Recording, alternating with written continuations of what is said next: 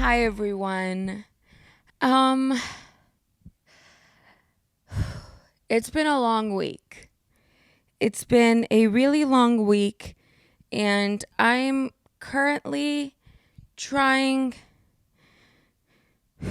to find the words on how to start this episode. Okay, I'm gonna put my mask on for a second. Right? Welcome back to Main Character with Yasmin. I'm your host, Yasmin. All right, mask's gonna come off now. Hi everyone. I usually would have a debrief of the week because that's a segment I want to start implementing on every episode. But the only debrief of the week I have is that the U.S. is the only country, a part of the UN, that voted no to a ceasefire. And it doesn't like comprehend in my brain how that is such a controversial thing. The UK abstained to it because they're pussies, but I have no words. That's the only debrief I've had. Okay, well now I said that. That's not even what I want to talk about today. As I grow up, I realize my issue or my view on my body has changed. It goes up and down, and my relationship with my body, it fluctuates just like my body does. And it's this love-hate relationship that I know a lot of people resonate with. This is the first episode that I've done on Main Character that I don't have an outline. I don't have a sheet where I'm going on my laptop and saying, all right, what's next? I'm not doing research for it. I'm just explaining on my personal experience with my body from childhood to now. All the ups, all the downs, body neutrality versus body positivity, my relationship with dieting, my relationship with working out, my relationship with looking at myself in the mirror, my relationship with comparing myself to the people around me, to society, to fashion, to everything. I'm just, with also the winter time, I'm going to be talking about today my body, my image of my body, and how I feel. It's going to be a really raw episode, real, like raw, so raw, like there's no protection. Like it is so, once again, the mask is coming on whenever I'm making like a sex joke, like ha ha ha. And I'm not going to lie to you. This is, I want to, if you are going to get triggered by eating disorders or dieting, any of that, I would skip this episode. Please download it and rate it no matter what, because I do need those views, but I would skip it. But if you want to listen, I would love for you to listen to my story. And I hope that you can get something out of this and you might feel a little less alone, that you're not the only one going through it. Let's get started.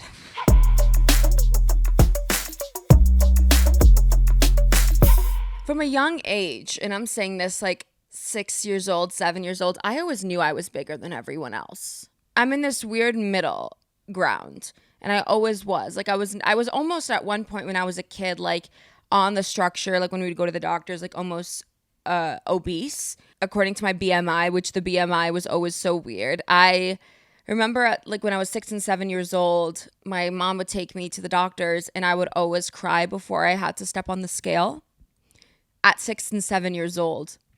I remember I dreaded going to the doctors because I did not want to see how much I weighed, ever. We always had scales in our houses, and I would weigh myself every single morning at like 7 years old. I remember during school lunches, like I always had like fruits and stuff, and my family always packed me very healthy things, and they never let me have like chips. Like I remember I used to love Cheetos. I remember I used to go to school with my cousin, and he lived with my grandparents, and they always packed him an extra Cheetos or an extra like bag of chips so I could have one because my parents wouldn't allow me to. And I remember like I felt this like rush or like this high, like I'm not supposed to be eating this, like one chip a day, when I felt shame for eating something not healthy, and I put that in quotation mark, even though it is not healthy for you. I remember how my mom would always eat such small portions and I would always try to copy her and be there. And whenever we'd go to like family friends' house, and this is a lot with like the Arab culture, they will always make a comment about your body, no matter what. Wow, yee, like you look so this. And I know a lot of other cultures can resonate with that, where it's like, oh, they'll congratulate you for losing weight. They'll shame you if you're gaining. And then I remember when I was in middle school, I used to take my mom's Jenny Craig and Weight Watcher meals. And I would heat it up and then eat those. I started counting calories when I was in 8th grade. I would go to the gym all the time. Like, I remember like being so young and like I was playing sports. Like I was in basketball, I was in water polo, swimming. I was doing all of these and I'm like, I'm still not losing weight. I remember when I was in 8th grade, middle school, I started developing boobs. And when you develop boobs, I think as a woman or as a person in general, it could be very uncomfortable for you. I never was excited to buy my first bra because I just went from like no cup to like a C. And it made me look bigger than what I was. And I was always so uncomfortable with it. I remember I asked my mom, I was like, why do I have such big boobs at like such a young age? And she's like, it's just how your body works, honey. But maybe like cut off the sugar and maybe it won't go to your boobs. I want to preface this by saying, and I don't sound too confident in this episode, and I'm still trying to figure out how I feel about everything. So that's what this episode is doing. I don't blame my parents at all for like them pushing their perspective of body on me because that's all they knew. You know, that's how my mom was raised and her mom was raised and so on and so forth. That's, you know, my dad, like he just, I don't think he knew better. And I'm okay with that. Okay. We got that out of the way. And I remember when I got boobs, I got this bra and it was like this cheetah print bra. Okay. And if I was like, I hate having boobs right now, so I'm just going to make sure it's fun. I went to Victoria's Secret. I went to Pink. I got this push-up bra. I was like, why am I going to make it bigger? But I am. And this guy said to me, I'm not going to air him out. He was a fucking weirdo. But I remember he Facebook messaged me and he was like, not going to lie. He used to call me a butterface, by the way. Like in 7th grade, he called me a butterface. And what a butterface is but her face. Like she has a nice body, but her face is ugly. And I was like, this boy is the root of so much of my negative look on my body that he messaged me and he goes, I'm not going to lie. You got some big ass titties. And I was like, okay, so here we are. I'm like 12 now, 13. How old are you in 8th grade? And I'm like, all right, I'm getting objectified. That's sick. I just kind of realized that this was going to be the start of something really tragic. This was going to be the start of something that I'm going to have to get used to for the rest of my life. And it was just the beginning of being an object to people's eyes. Whether they know me or they don't know me, all I am is an object. That you have the audacity to say something like that to me and feel no repercussions. When I was in 9th grade, I started going to Weight Watchers with my mom or Jenny Craig with my mom. I remember going to the Weight Watchers with my mom and I would always come back and I would, like I long story short was I was not getting the enough nutrients I needed, okay? I kept looking at myself and the people around me and everyone was so thin. Like I remember like all my friends were, like I could never, whenever we'd go to like a school dance or we'd get ready for something, I could never like borrow anyone's clothes. I could never, you know, if we were out and it was a summer day and I left my swimsuit at home or like we were swimming last minute, I could never just borrow someone's like swimsuit. I remember I used to like hate summertime because that's when people would go and wear their swimsuits. And I just couldn't do that. I didn't want to wear a bikini. I hated showing my stomach. I started when I was in 9th grade developing hips. And I have a very like hourglass body. And I know like the entertainment industry like making it like a profitable thing now, like with the Kardashians being like, all right, now everyone has like a slim, thick, with your cute ass, like slim waist, big thighs, big body, bends, whatever. And it never used to be like that. Like it was so in the 2000s, like very skinny mini. Like, how does that feel? And I just was always comparing myself. It's hard. It's hard feeling like you're the only one out. And then ninth grade happened, 10th grade happened. I guess when I was younger, like no guys back in the day, like in high school, like no guys really looked at me. Like I was very much like the funny friend, and that was fine. Like, but you know, when like everyone in like early high school or middle school, like for homecoming, like I always went with friends. Like I never got asked by anyone. And I'm not saying, "Oh, feel bad for me." Like I don't care. Like but did I really genuinely think no one asked me because of the way I looked? Absolutely. Because I was bigger than everyone else. I was quirky, and I remember in school plays, like they would always have to, when they were measuring me in the costume department, like it was always like, "Well, that's not going to fit," or "We need to get something bigger than that." I remember when I was in 10th grade and 11th grade, that's when my body really started to shift. And I went from like a size 24 when I was like, and that this was tiny, by the way, okay, to like a size 28. And I didn't leave bed for 3 days. And my mom and dad were like, "Well, we can do things that like, change the way you look. I know, don't worry, it's hard. Your body fluctuates." And I guess I just wish they, and once again, I don't blame them because this is their first time parenting too. I'm the first kid. I wish there was a way to say, your body's changing and that is okay and healthy. But it wasn't for me. During water polo and swimming season, I was always the one to like the last minute, right? Like people were out in their bathing suits and stuff, even like a one piece, fully talking to each other, hanging out. And I was always in my big parka because I just genuinely didn't want anyone to see my body. I hated when I sit, my stomach has rolls, and it was so toxic. And I remember I went on a trip. I think this was 10th grade. I went on a trip with my family and family friends to Italy. And I mean, come on, Italy, like pasta, pizza, everything, like gelato, everything. Like that's the time where the food is delicious and great. I was so insecure.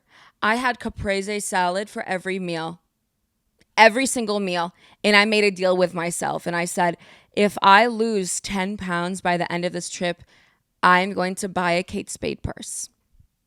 And I had everyone's support doing that. And for me now, and by the way, I got the purse. I lost that 10 to 15 pounds. And looking back, I have that purse in my closet at home and I can't even look at it because it signifies something so tragic for me that I took the time, me touring all over Italy with my family and friends, and was eating mozzarella, basil, and tomatoes for every meal. And I'm not exaggerating. Lunch and dinner. Breakfast, I'd have fruit. I'm not getting the enough nutrients I need. And no one stopped me. And it's really sad to think now because I would never let someone else do that. And during that time, my parents, I feel like they kind of realized like what the fuck is going on. So they would say to me like, "Okay, do you want a chicken parmesan? Like, do you want this really good pasta like for dinner? Like, are you sure you've had caprese for every fucking meal? Like, you're going to start growing basil from your hair." And where did that come from? I have no idea. And I was like, "No, like I want this. I want this more than anything else in the world." And during this time, I started dyeing my hair blonde. I know the image, disgusting. I had like blonde streaks in my hair. My eyebrows were thin. I was wearing like Brandy Melville dresses. And I used to like be like, if I could fit in Brandy Melville stuff, like I'm set. I'm good to go. Because one size fits all, right? No, it doesn't make sense like that. And I guess I was just trying so hard to be anything but me. I was changing every aspect about myself just so I wouldn't have to look like me. And body image is more than just weight. It is the color of your, it is the way you perceive yourself. It is the way the world also looks at you. It's the way the world treats you because of how you look. I was still at the time still calling myself Yasmin. Like, it makes me disgusted, like even calling myself that. Because that's not who I am. I'm not Yasmin. I don't know who the fuck Yasmin is, but I know that I'm not the girl, honey. I'm Yasmin. You don't notice this, but my hand is shaking talking about this. And I know, once again, like, this is not like your funny episode where you're going to be like, hee hee hee hee hee hee, talking about shitting or sex or pooping or going out or like funny stuff. Like, no, like, bear with me. And then came this summer to 11th grade. I know I'm going back and forth in time, but my summer to 11th grade, I started getting like boys' attention a little bit. And it's so crazy how so much of my self-worth was based off if boys in high school were like hitting on me or like wanting me. And I remember there was specifically one guy, and he said, and I'm like thinking about this now, and I'm like, wow, you are what? Like, I'm like shocked at such a young age. Like, people would say stuff like that because I'm like, we're so young. And he said to me, yeah, like, I'm down to like hang out and like hook up, ... Obviously. I remember it as clear as day. It was on green text because I had an Android. I know, an Android. And he was like, but we just can't tell anyone that we're seeing each other because like you're not really someone I would want to be seen with. And I go, wait, what do you mean? He goes, just because like, you know, the looks of like, you know, you're not fat or anything, but like, and I was like, okay, that's fine by me. Let's still continue kikiing and talking. And I was like, the fact that my self-esteem was so low that I allowed a man, not even a man, a fucking boy, when I was a young girl, to disrespect me in such a way, and that did affect my relationships going forward. Summer to 11th to 12th grade, that was a summer I went to a theater program at Boston University. And it was the best summer of my life. Like, to this day, like, that was the best. Like, I was in an environment where I was happy. I was doing things I loved. I was making friends. I was reading. I was getting invested in my art in ways that I couldn't even imagine. And then during this time, it was 5 weeks. It was, I lost a lot of weight during this time. Not for any reason, too. It was the first time in my life where I wasn't counting calories. It was the first time in my life where I wasn't feeling like I didn't work out. I was constantly moving and walking, but it was the first time I didn't wear makeup every day. I let my eyebrows grow. I colored my hair dark brown again, I think. No, I might have still had blonde hair a little bit, but I started realizing who I was. And genuinely, the happier I became, the healthier I felt. No one looked at me and saw what my body was or what I was. It was the first time in my life where I felt seen for my fullness. I come back. The first thing people say to me is, oh, you lost so much weight. How was your trip, Yasmin? How was it? Did you have a good time? Tell me what you learned. Tell me every single thing. You look so happy. How do you feel? You look tiny. Wow, look at you. Oh my God, girl, you lost so much weight. And I don't blame them. I don't blame them because I would also ask them, how do I look? I'm not a victim here. I just want to make that plain and simple. I am no victim, okay? I was one of the first things that says, I look really skinny, don't I? Like, I lost so much weight, right? Wanting that affirmation. And then when I got back, I dyed my hair dark brown. I stopped wearing makeup. And I started really feeling like myself a little bit until I got my first boyfriend. I was 17. I'm not going to go too much on my first relationship because that is a whole package to unpack. But I remember we'd go to the gym together and he was wanting to be a firefighter or something. And I was like, oh my God, like health guru. Yes. And we would go to work out, and I remember like taking weights, and we would work out every single day. And I was like, that's so weird. We're literally only bonding on one thing because we have nothing in common, but we're going to say we're dating even though you're a fucking freak. And I'm not saying that to be disrespectful. Like, he was very Blue Lives Matter, and I don't even know why I did that, but we move. I was a kid. And we'd go to the gym and he would say I would be holding like 5 pound weights to like extend my arms back and forth. And he's like, you're way too weak for that. You need like a 2 pounder. Like, let me help you. And I just started realizing slowly, like, what is going on? Like, I just feel so uncomfortable in my body. I hate every single thing about this. Like, this, it makes me feel so sick. Like, I don't like the way I look at myself. I don't like the way others perceive me. And then I started like realizing and looking at social media, and Instagram was really getting big at this time. And like everyone was posting photos of them with their thigh gap and like showing their bones. I remember then graduating and going to college. And this is when things really start to change. Okay. I started realizing when I got to college that I was genuinely the different one. I started noticing that I was different than every single other person. I had curly hair. I had big old tits. I was short and stumpy a little bit.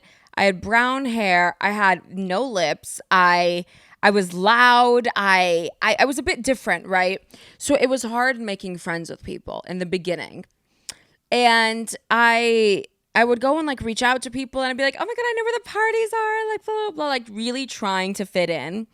And I'm grateful I did meet some of my best friends to this day in the beginning. Okay. And they never looked at me as anything different or made me feel like I was different, and genuinely did so much good for my self-esteem. And they always affirmed me. And like to this day, okay, they're my people. But getting into acting school and doing my acting classes, you have to be very comfortable with being naked. And I'm not saying like physically, like shirtless, like pantsless. No, but like vulnerable and like genuinely being honest with yourself and noticing habitual tensions that you do from trauma or from your upbringing. I didn't realize the way I stand and sit or take photos that I'm constantly pressing my shoulders in so you could see my collarbone, thus creating an image of me looking skinnier because you could see my bones.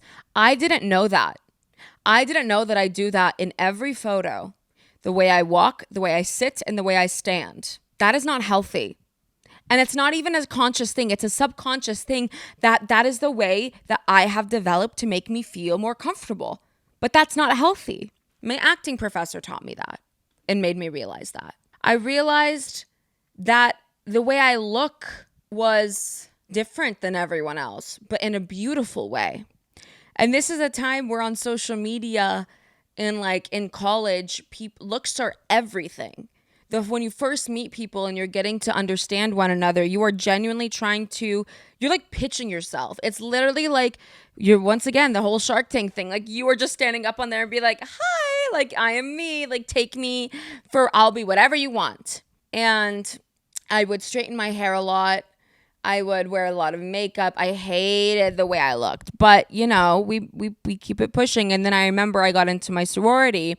And in my sorority, it was very like predominantly white, blonde, tall, skinny, beautiful. And I'm not, once again, I want to make it very clear. Like I have nothing, like people who are, I'm like uncomfortable, like talking about this. I'm like moving every position.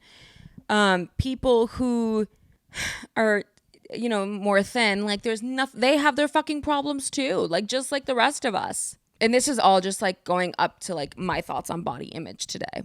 I didn't like the way I looked. I was always so like, I remember like the second a guy would look at me in college, like I would be like swooned. I would be like, yep, he gave me a little bit of attention. So that I'm validated now. So that means I actually am attractive, when I was basing my self-worth off if men were attracted to me for so long.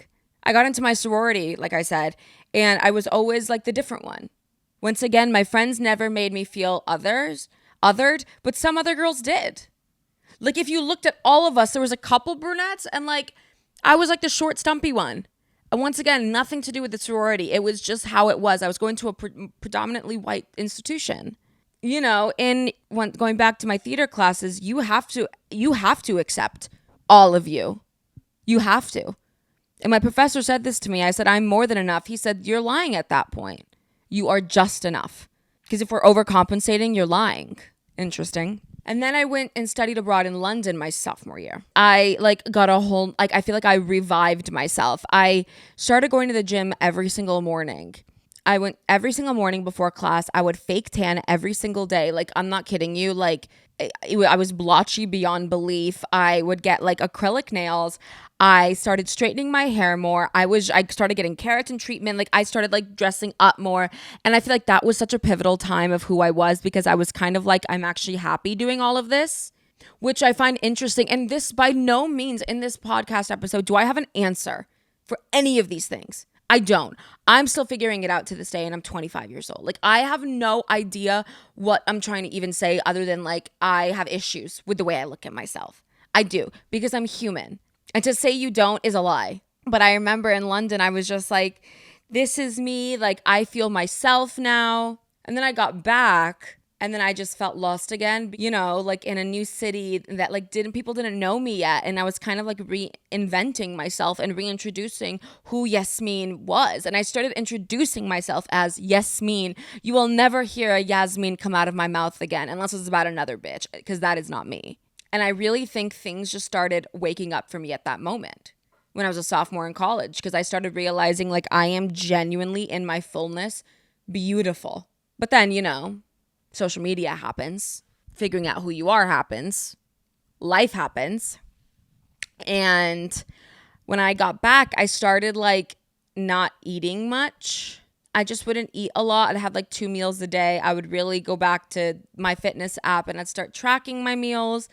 I started tracking my calories, and it started getting really all too much to me. I was drinking more, and after drinking, I would throw up a lot, not knowing that I would throw up and then afterwards eat a lot of food because I was so hungry after drinking, and slowly but surely became binge eating.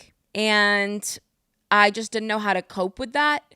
So I just shut down. And my parents knew that. And then I went to see a psychiatrist and a psychologist in therapy. And then I started getting on antidepressants, started going to therapy, body image therapy. And it just started unpacking how I've always seen myself as the other. So I've gone to complete extremes to fit into the mold of what other people want to see of me, rather than the vision I see of myself. Does that make sense? And so it was fine. Senior year happened. I graduated during the pandemic, and the pandemic happened where I started really reading more about body image and understanding what I wanted to look like, and how I actually don't really give a shit anymore about what I want to look like. It's more of how am I feeling. So I started redefining the way I go about life on my own terms. I was so sick and tired. I can't even, I was exhausted about people telling me, just love your body, just love yourself, just be who the fuck you are, when that's not easy. It is not easy to just say you love yourself. It is not easy to say that I love my body. How can you easily say you love your body when social media and capitalism and the fashion industry and the things we watch on TV are telling you that you shouldn't love yourself because this is what you should like. This body image, this facial structure, this hair, this look, this height, this weight. How can you? I felt shame for so long about the way I looked. For so long. And during the pandemic, like I said, I was reading more about it, and I started going to the gym and going about my life on my own terms. I don't like running. I don't like doing a lot of cardio, but I do love moving my body and going to the gym. So what did I do? I decided I went to the gym and did things I wanted to do. I started eating things I wanted to eat. And if anyone ever made a comment, it's very common in cultures for Arab grandparents to be stop eating in this, you don't need that, everyone everyone will make a comment. It's a part of the culture. Am I saying it's okay? By no means. But am I saying it is what it is for me? Yeah. Okay, it is. And I started saying, actually, no, I'm gonna eat all of this, thank you. I'm gonna get that. I'm actually gonna order a Diet Coke. Oh no, fuck that, I'm gonna order a regular Coke because I want to, and no one can tell me differently. And it was kind of just taking in what I wanted. Also, the light came in as I was saying myself, I love being me. And then I moved to LA, and this is when shit started to go crazy for me. What an interesting time. It was during the pandemic. I started getting lip filler. There's a fly here. Ew, get away, fly. I started getting lip filler. I started doing cool sculpting a little bit on my like sides and my stomach. Yeah, I'm gonna be honest, I did do that. Didn't fucking work. Um, I was going to the gym outside because of the pandemic, so obviously you couldn't go to a gym. And I started like working out every day, and I realized if I wasn't working out, I wouldn't have had a fulfilled day. That was really interesting to me, and like I'm grateful for my friends that I was living with because they were always so supportive and kind. But I started realizing like I was basing the way I looked off of the girls also in LA. And a lot of the girls in LA are very like I was trying to get into modeling, and everyone was really tiny and beautiful, and like I just wanted to be something I wasn't. And I started changing the way I looked. And I was dating back then, and it was very much like I would start using Facetune to edit my photos, and I just felt so lost. And I remember there was one time where I looked at myself in the mirror, and I couldn't do it. Like I fully couldn't look at myself in the mirror. I hated what I was looking so much. So I took the full body mirror in my room and I threw it outside and I put it in the trash. I didn't want a mirror in my room. I didn't want to look at myself. I didn't want to see myself. And at the time I was getting auditions for my manager, and a lot of these roles were always the bigger girl. Like in the character description, it was overweight, curvier, chunkier. Like that was literally in the description, and I was like, who are writing this? Like who's writing this shit? This is weird. And I just couldn't do it. And then I was like, I would fall. And then TikTok started happening. And I was just looking at all these girls. And like, I just kept comparing myself. And then I was like, I just want to love my body. Is that too much to ask? I want to love the way I look. And I just couldn't do it. I was still also like showing my bones like as much as I could. I would literally become an extortionist, please. I'd become a contortionist and would like move my body in ways just so you could see my bones more. So I can look more thin. And then I started realizing, what the fuck is that gonna do? And I talked about it with my friends, and they were like, "That's not a healthy way of living." I would have panic attacks about the way I look. I mean, I would look up, for example, modeling agencies, their rosters. Everyone was tiny, even in the curved description. And also, fuck this. Fuck the fact that a lot of these agencies, or I don't even know if I'm okay to say that. Yes, I'm gonna say this, but it's the fact that like they would be like plus size, like Ashley Graham plus size model. And then you'll have like Bella Hadid, and that is like model. When I'm just kind of like, why is Ashley plus size, but Bella is just model? We don't call her minus sized model because that doesn't make sense. So why the fuck are we calling Ashley Graham plus size? Why can't all models just be models? We don't need I don't think there needs to be a curve area or like a regular area. It's just all models through and through. And just like actors, like I just think it's so weird to me because that's when you put the description on. And I just don't like it. And so while I was living in LA, I remember like when I would go on dates, I remember I was freaking out before because I'm like, what if they don't like what they're seeing? What if my photos don't actually make me look like how I actually look? What if they're going to be like, she's too big? Or she's too short. She's too X, Y, and Z. It's shitty. And the thing is, I've just kind of realized, like, and this is like, there's some influencers, and I think we are as a society getting a little bit better. And my sister and I talk about this because we go through this together, but there's so many people in this world that actually show what body positivity looks like and body neutrality. Because I think those two kind of are intertwined and really show like, this is my body, take me as I am or go fuck yourself. And I've been really looking up to people like that. There's something I still do. I'm not going to lie. Like I still feel guilty the next day if I eat a lot the night before. I still feel a little bit shitty when I don't work out. I still steam the whole bathroom when I shower so the mirrors are fogged so I don't have to look at myself naked. That still happens for me. But I think now I'm in a place where the fact that I'm even alive right now is such a blessing. And every part of myself, all the roles when I sit down, my double chin when I'm smiling too much, my big hips that keep me intact, that hopefully one day I'll be able to have kids are nurturing me, and like the food that's giving me energy, the height that allows me to walk, my legs, my thighs, every single thing that makes up who I am is protecting me, is allowing me to stand. And so it's a work in progress. I never said this was going to be and no one ever said this whole life thing of comparing yourself to others is a linear path, because it's not. I'm still learning how to love myself and to love, when I say love myself unconditionally, truly love my body, love my personality, love the way I look, love the way I treat people. And without my friends and my family, and I think like random people who I have no idea, I've never met them before, but I see them on social media talking about it, it makes me feel a little less alone and a little more supported and affirmed. And that's why I remain hopeful. That's why I know I'm enough.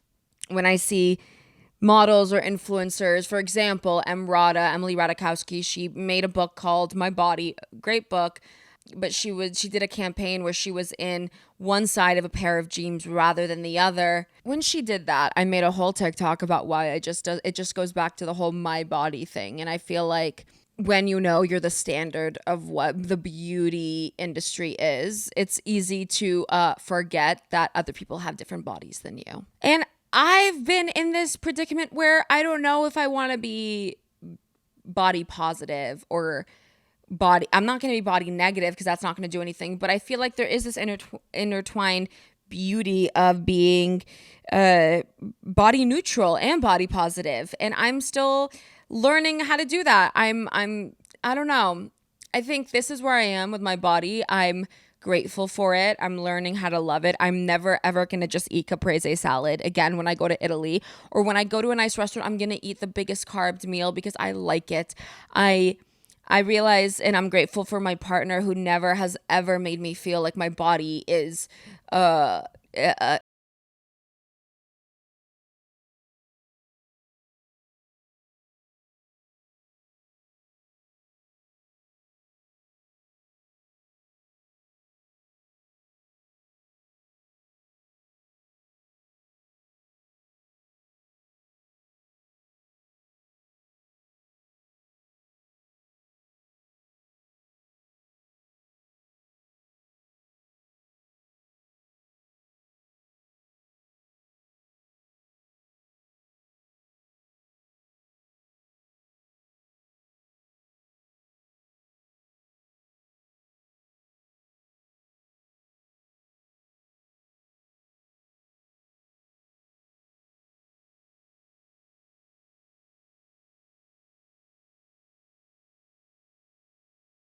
changing thing. So if you get anything from this episode, it's you're beautiful. Genuinely, you're beautiful. You're worth it.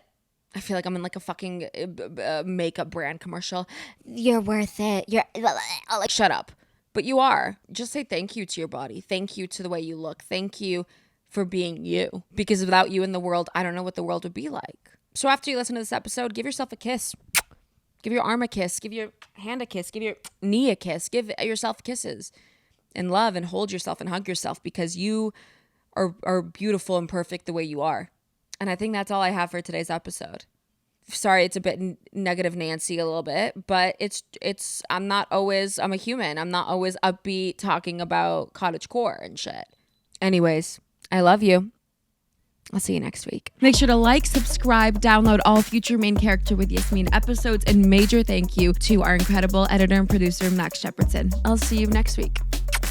Bye!